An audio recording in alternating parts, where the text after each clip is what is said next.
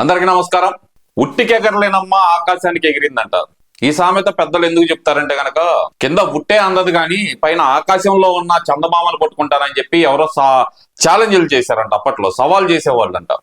అందుకే అలాంటి సవాల్స్ గురించి మన పెద్దవాళ్ళు చెప్పారు, ఉట్టికెగరలేనమ్మ ఆకాశానికి ఎగిరిందంట అని. ఇక్కడ అన్నమయ్య డ్యామ్ కి గేట్లకి గ్రీజు పెట్టలేని వాళ్ళు, అన్నమయ్య డ్యామ్ గేట్లకి గ్రీజు పెట్టలేని వాళ్ళు రాయలసీమ లిఫ్ట్ ఇరిగేషన్ మేమే తెచ్చాము, మేమే కట్టాము అంటున్నట్టే కనుక, అది ముఖ్యంగా మాజీ ముఖ్యమంత్రి జగన్మోహన్ రెడ్డి గారు పదే పదే చంద్రబాబు నాయుడు గారి పేరు ఉపయోగించి చంపేశారు, రాయలసీమ లిఫ్ట్ ఇరిగేషన్ మేము తెచ్చాము అంటున్నారు కదా.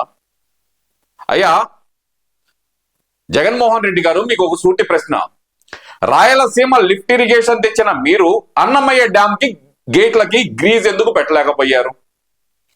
ఒప్పుకుందాం, మీరు పెద్ద రాయలసీమని ఏదో రత్నాల సీమగా మారుద్దామని చెప్పి ఎంతో ఉత్సాహంగా రాయలసీమ లిఫ్ట్ ఇరిగేషన్ తెచ్చాము మేము, దాన్ని చంద్రబాబు నాయుడు గారు చంపేశారు అంటే కనుక ప్రజలందరూ నమ్ముతారు అనుకుందాం కాసేపు.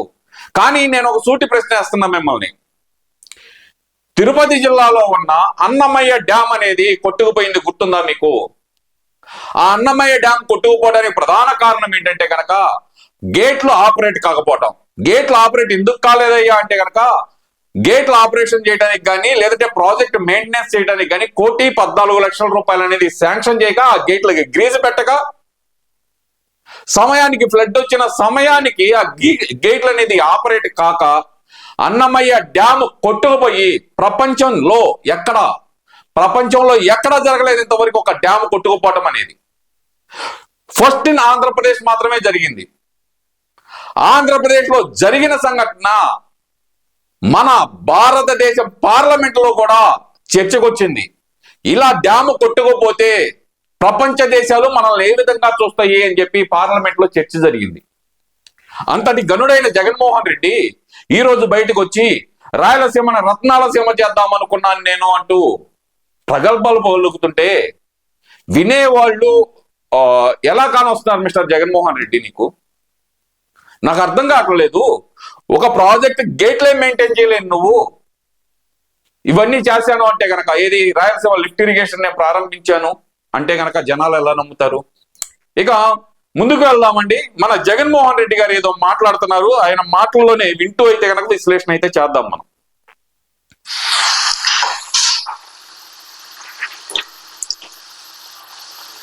మాట్లాడు. ఇలాంటి విపత్కర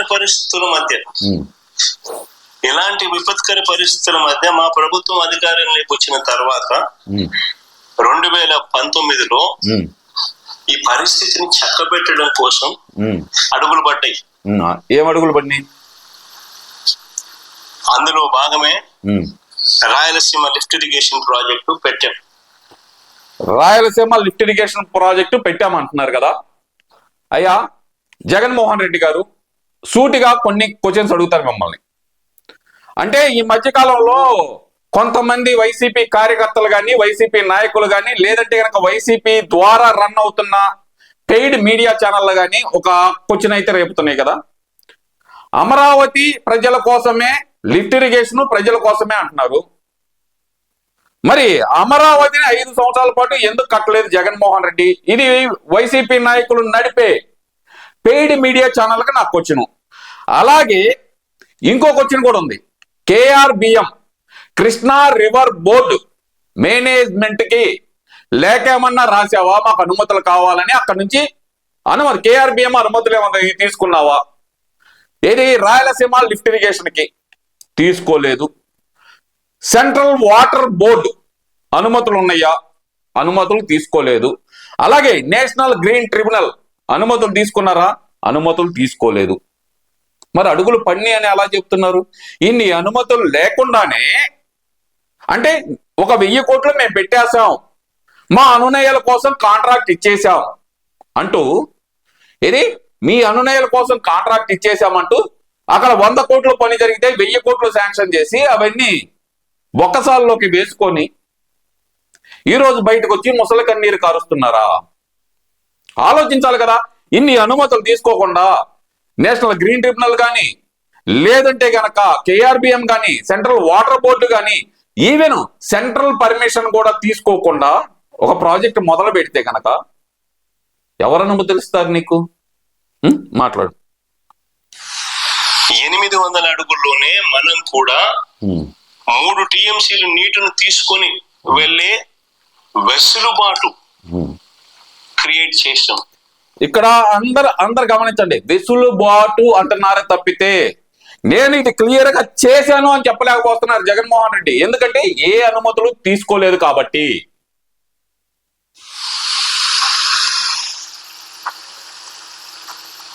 మనం కూడా 800 అడుగుల్లో 3 టీఎంసీల రోజుకు 3 టీఎంసీల కెపాసిటీ నీటిని తీసుకెళ్లే వెసులుబాటును మనం కూడా రాయలసీమ లిఫ్ట్ ద్వారా క్రియేట్ చేసే కార్యక్రమానికి శ్రీకారం చుట్టాం. ఈ వెసులుబాటు అనే పదాన్ని ఎన్నిసార్లు వాడతావయ్యా? వెసులుబాటు కల్పించాను అంటున్నావు తప్పితే ఆ వెసులుబాటుకు కావాల్సిన అనుమతులు తీసుకున్నాను అని చెప్పి కొండ బద్దలు కొట్టినందుకు ఎందుకు చెప్పలేకపోతున్నావు నువ్వు? కేఆర్బిఎం కానీ, సెంట్రల్ వాటర్ బోర్డు కానీ, లేదంటే నేషనల్ గ్రీన్ ట్రిబ్యునల్ కానీ వీటి అనుమతులు ఎందుకు తీసుకోలేదు? దీనికి సమాధానం ఎవరైనా చెప్తారా? చెప్పండి. దాదాపుగా 1000 కోట్లు ఖర్చు పెట్టి, అవును, దాంట్లో 900 కోట్లు కూడా చకచక పనులు కూడా జరిగాయి.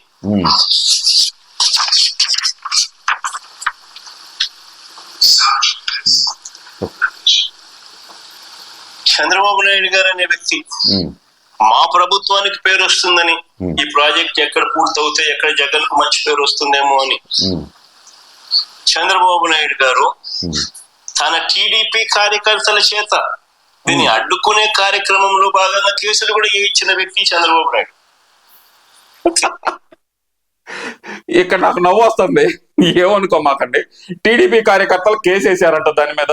వాళ్ళ పేర్లు ఏమన్నా చూతాడేమో ఇందాం. తెలుగుదేశం పార్టీ కార్యకర్తలు తెప్పించినారు. అది తెలంగాణ నుంచి. దొరికిపోయావు జగన్మోహన్ రెడ్డి. తెలంగాణ తెలుగుదేశం పార్టీ కార్యకర్తలు కనుక కేసు వేసినట్టయితే వాళ్ళ పేరు బయట పెట్టు. నీ దగ్గర ఉంటాయి కదా, అన్ని డీటెయిల్స్ ఉంటాయి కదా. పలానా వ్యక్తి టీడీపీ కార్యకర్త అని చెప్పి డీటెయిల్స్ ఉంటాయి కదా, అవి బయట పెట్టు. వాళ్ళు ఏపీలా చంద్రబాబు నాయుడు వేయించిన ఆయన తెలుగుదేశం కార్యకర్త. అంటే నాకు తెలియక అడుగుతాను, 2020లో మేము నేషనల్ గ్రీన్ ట్రిబ్యునల్కి వెళ్ళి స్టే తెచ్చామన్న హరీష్ రావు తెలుగుదేశం పార్టీ కార్యకర్త. ఇది ఎప్పుడు జరిగింది నాకు అర్థం కాలేదు. నాకు తెలిసి హరీష్ రావు అప్పుడు కేసీఆర్ పార్టీ, బీఆర్ఎస్ పార్టీ, అదే టిఆర్ఎస్ బీఆర్ఎస్ ఆ పార్టీకి సంబంధించిన నాయకుడు. అతను తెలుగుదేశం పార్టీ కార్యకర్తగా ఎప్పుడు మారాడు జగన్మోహన్ రెడ్డి? జగనన్న హరీష్ రావు టిఆర్ఎస్ నాయకుడు కదా, ఆయన తెలుగుదేశం పార్టీ కార్యకర్తగా ఎప్పుడు మారాడు? మరి హైకోర్టుకి వెళ్ళి స్టే తెచ్చింది ఆయనే కదా. ఏది నేషనల్ గ్రీన్ ట్రిబ్యునల్కి వెళ్ళి స్టే తెచ్చింది వాళ్లే కదా. ఎందుకంటే అప్పుడు జలవనరుల శాఖ మంత్రిగా ఉంది హరీష్ రావు. నేషనల్ గ్రీన్ ట్రిబ్యునల్కి వెళ్ళి కేసు పెట్టింది ఎవరు? హరీష్ రావు. స్టే ఇచ్చింది ఎవరు? National green tribunal. ఇందులో తెలుగుదేశం పార్టీకి సంబంధం ఏంది? కళ్ళు మూసుకొని అబద్ధాలు చెప్పడం అంటే, కళ్ళు మూసుకొని కదండి, కళ్ళు తెరిచి అబద్ధాలు చెప్పడంలో దిట్ట ఎవరైనా ఉన్నారంటే కనుక అది జగన్మోహన్ రెడ్డి అండి. ఎందుకంటే కనుక హరీష్ రావు పేరెత్తే దమ్ము లేదు, కేసీఆర్ పేరెత్తే దమ్ము లేదు. ఎందుకంటే కనుక హైదరాబాద్ లో ఉన్న ఆస్తులను కాపాడుకోవాలి కదా. హైదరాబాద్ లో ఉన్న ఆస్తులను కాపాడుకోవాలంటే కనుక కేసీఆర్ పేరు ఎత్తకూడదు, హరీష్ రావు పేరు ఎత్తకూడదు. వీళ్ళిద్దరు పేరు ఎత్తారనుకోండి, లోటస్ పాండ్ అనేది వాళ్ళిద్దరు ఆక్రమించేస్తారనే భయమేమో మాకైతే తెలియట్లా. ప్రతి దానికి చంద్రబాబు నాయుడు గారిని బూచిగా చూపిస్తావు. మరి ఆ రోజు స్టే తెచ్చిన హరీష్ రావు గారి గురించి ఒక్క మాట అయినా ఎక్కడ మాట్లాడలేదు ఎందుకని? కార్యకర్త ఎంత దుర్మార్గుడో ఈ మనిషి చూడండి. అయినా సరే రాయలసీమ దిగువన నెల్లూరు ఈ రైతులకు మేలు చేయడం కోసం తాగునీటి అవసరాలను దృష్టిలో పెట్టుకుని ప్రాజెక్టును ముందుకు కదిలించారు. ఇక్కడ ఒక పాయింట్ మళ్ళీ వినండి, సాగునీరు అనలేదు, తాగునీటి అవసరాలు అన్నాడు. ఒక్కసారి వినిపిస్తాం మళ్ళీ. రాయలసీమ దిగువన నెల్లూరు ఈ రైతులకు మేలు చేయడం కోసం తాగునీటి అవసరాలను దృష్టిలో పెట్టుకుని ప్రాజెక్టును ముందుకు కదిలించారు. ఇప్పుడు రైతులకి తాగునీటికి సంబంధం ఏంది మిస్టర్ జగన్మోహన్ రెడ్డి? రైతులకు కావాల్సింది సాగునీరు. సాగునీటికి తాగునీటికి తేడా తెలియదు. మళ్ళీ ఒక ముఖ్యమంత్రిగా పనిచేసావు నువ్వు. అంటే నీకు నిజం చెబితే గనక జగన్మోహన్ రెడ్డి నీ తల ఈ ఒక్కలే వద్దని చెప్పి ఏమన్నా శాపం ఏమన్నా ఉందా? ఏమునన్నా శాపం పెట్టాడా నీకు? నిజం చెబితే గనక నీ తల 1001 ముక్కలవుతుంది అని చెప్పి, నీ తల 1001 ముక్కలవుతుందని చెప్పి ఏమునైనా శాపం పెట్టాడా నీకు? అందుకని అబద్ధాలు కళ్ళార్పకుండా చెబుతున్నావు. అబద్ధానికి ఫ్యాక్టరీ షర్ట్ వేస్తే కనుక నిలువెత్తు రూపం ఎవరైనా కానొస్తారంటే కనుక నువ్వే కానొస్తున్నావు జగన్మోహన్ రెడ్డి. ఇప్పుడు దాకా రాయలసీమ లిఫ్ట్ ఇరిగేషన్ రైతులు అన్నావు. రైతులు అన్న కాడికి తాగునీరు ఎలా వచ్చింది? ఈ మాత్రం లాజికల్ పాయింట్ అక్కడ ఉన్న రిపోర్టర్లకు అర్థం కాలేదా? ముందుకు కొనసాగించాం. ప్రభుత్వం మారిన తర్వాత దురదృష్టవశాత్తు నిజంగా ఈ ప్రాంతపు రైతన్నల దురదృష్టం ఏమిటి అంటే మా ప్రభుత్వం రాకపోవడం. నిజమే, వచ్చున్నట్టు ఏదైనా మిగతా ప్రాజెక్టులు కూడా అన్నమయ్య డ్యామ్ కొట్టుకుపోయినట్టు కొట్టుకుపోయి ఉండి, అటు శ్రీశైలం కొట్టుకుపోయేది, ఇటు నాగార్జున సాగర్ కొట్టుకుపోయేది, పులిచెంతలా కొట్టుకుపోయేది, ప్రకాశం బ్యారేజీ పడటానికి ఎన్ని చేశారో అన్ని చేశారు. ఇవన్నీ కొట్టుకుపోయాయి. అన్నమయ్య డ్యామ్కి గ్రీజ్ పెట్టలేదు కానీ ఈ ప్రాజెక్టు కడతాడంట అన్నగారు. చెప్పేవాడు గనక వినేవాడు గనక చెవిటాడైతే గనక నేను కంకర్రాయిని కరకరా నవ్విలానని చెబుతాడంట ఎదుటాడు. అట్టుంది నీ వ్యవహారం. చెప్పే అన్ని అబద్ధాలు, అది కళ్ళార్పకుండా చెబుతావు. అయినా ఇంత టాలెంట్ ఎక్కడి నుంచి వచ్చింది జగన్మయ్య నీకు? అబద్ధాలను కళ్ళార్పకుండా చెప్పడంలో ఓ పక్కన తాగునీరు అంటున్నావు, మరో పక్కన రైతులు అంటున్నావు. తాగునీటికి రైతులకి సంబంధం ఏందో దానికన్నా లింక్ అయినా ఏమన్నా చెబుతావా? చెప్పలేవు. సరే వదిలేయి. ప్రాజెక్ట్ నేనే కట్టాను అంటున్నావు కదా. నువ్వే కట్టావో ఒప్పుకుందాం కాసేపు. అన్నమయ్య డ్యాము ఎందుకు పడగొట్టావో చెప్పవయ్యా. అన్నమయ్య డ్యాము ఎందుకు పడగొట్టా? వీటికి సమాధానం చెప్పి దీంతో పాటు నాకు కొన్ని ప్రశ్నలు ఉన్నాయి, చిన్న చిన్న ప్రశ్నలు. ఇందాకే అడిగినట్టు KRBM అనుమతి ఉందా, అలాగే సెంట్రల్ వాటర్ బోర్డు అనుమతి ఉందా, నేషనల్ గ్రీన్ ట్రిబ్యునల్ అనుమతి ఉందా? వీటికి కూడా సమాధానం చెప్పు.